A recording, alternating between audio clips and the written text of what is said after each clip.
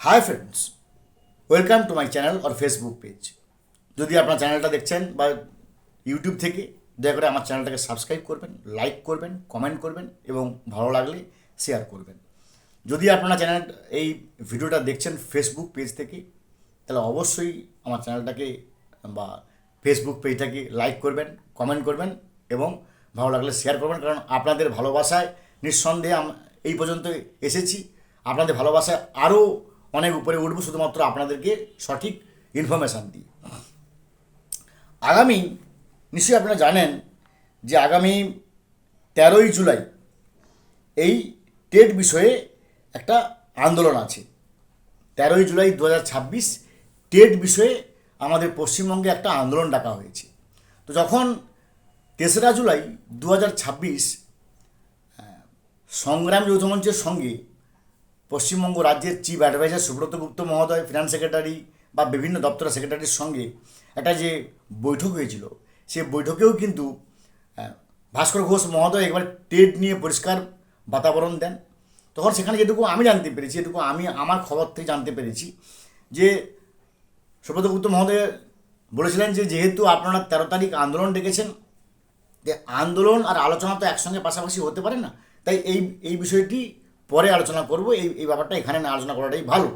এটুকু ব্যাপার আমি জেনেছি।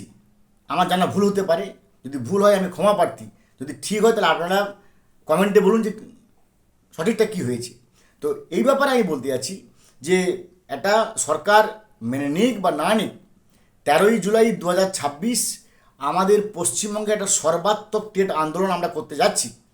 তাই আমি ভাই, যারা প্রাইমারি স্কুলের টিচার, যারা আপার প্রাইমারি স্কুলের টিচার, যাদের 8 পর্যন্ত পড়াতে হবে, বা আপনি তো ভাবছেন যে ভাই আমি তো 9-10-এর নিয়োগ হয়েছে, আমি তো 11-12-এর, কেউ বাদ যাবে না, সবাইকে টেটের আওতায় আনা হচ্ছে। যদিও একটা সুপ্রিম কোর্টের নির্দেশিকা, তাহলেও এর উপর স্টেট গভর্নমেন্ট তার রিপোর্ট পাঠিয়ে যদি সেন্ট্রালকে মোটিভেট করতে পারে, তাহলে কিন্তু সেন্ট্রাল গভর্নমেন্ট অবশ্যই অর্ডিন্যান্স জারি করবে। আর অর্ডিন্যান্সের পাওয়ার সুপ্রিম কোর্টের উপরে, কারণ সুপ্রিম কোর্ট অর্ডিন্যান্স নিয়ে বিচার করে। তাই পার্লামেন্ট বা রাজ্যসভার ক্ষমতা সুপ্রিম কোর্টের উপরে, কারণ যারা যারা হচ্ছে ল মেকার্স, তাই যে কোনোভাবে যদি সেন্ট্রাল গভর্নমেন্টকে বাদল অধিবেশনে তাদেরকে একটা অর্ডিন্যান্স জারি করতে বাধ্য করানো যায়, তার জন্যই কিন্তু 13ই জুলাই 2026 আমাদের টেট আন্দোলন। আমি আপনার কাছে অনুরোধ করব, আপনাদের কাছে যে সমস্ত শিক্ষকরা, আপনারা কেউ সিপিএম করতে পারেন, কেউ সিপিএম, কেউ সিপিআই করতে পারেন, কেউ আরএসপি করতে পারেন, কেউ ফরওয়ার্ড ব্লক করতে পারেন, কেউ টিএমসি করেন, কেউ কংগ্রেসই করেন, কেউ অন্য ভিন্ন রাজনৈতিক দলের সমর্থক হতে পারেন, কেউ আবার বিজেপি করতে পারেন। কিন্তু ভাই, এই যে লড়াইটা 13ই জুলাই 2026, এই লড়াইটা কিন্তু আপনি ভাই পার্টি থেকে বেরিয়ে আসুন।